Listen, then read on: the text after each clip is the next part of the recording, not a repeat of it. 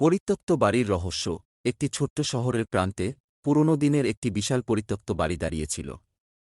সেই বাড়িটি নিয়ে শহরের লোকদের মধ্যে বহু গল্প ছিল। কেউ বলত বাড়িটিতে ভূত রয়েছে, কেউ বলত সেখানে গুপ্তধন লুকানো আছে। তবে সত্যিই কি ছিল তা কেউ জানত না। সেই শহরে রাকিব নামের এক কিশোর বাস। রাকিবের সবসময় অ্যাডভেঞ্চারের প্রতি আকর্ষণ ছিল।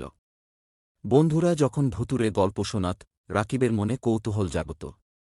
একদিন সে সিদ্ধান্ত নিল পরিত্যক্ত বাড়িটিতে ঢুকে রহস্যের সমাধান করবে। রাকিব তার বন্ধু রনির সাথে পরিকল্পনা করল। তারা একটি শুক্রবার রাতে, যখন শহরের সবাই ঘুমিয়ে পড়বে, চুপি চুপি সেই বাড়িতে ঢুকে পড়বে।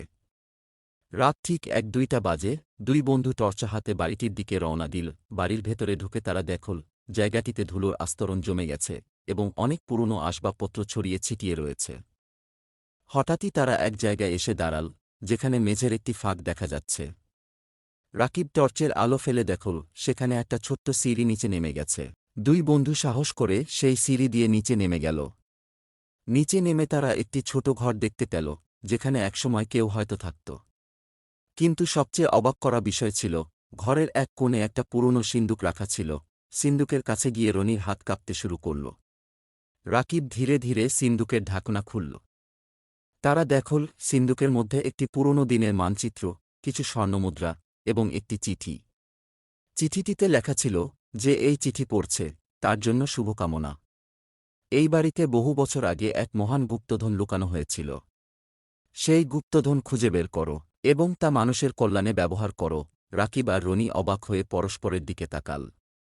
তারা বুঝতে পারল তাদের সামনে একটি বিশাল দায়িত্ব অপেক্ষা করছে। তারা সেই গুপ্তধন খুঁজে বের করে মানুষের কল্যাণে ব্যবহার করবে। সেই রাতের পর থেকে রাকিব আর রনির জীবনে এক নতুন অধ্যায় শুরু হল।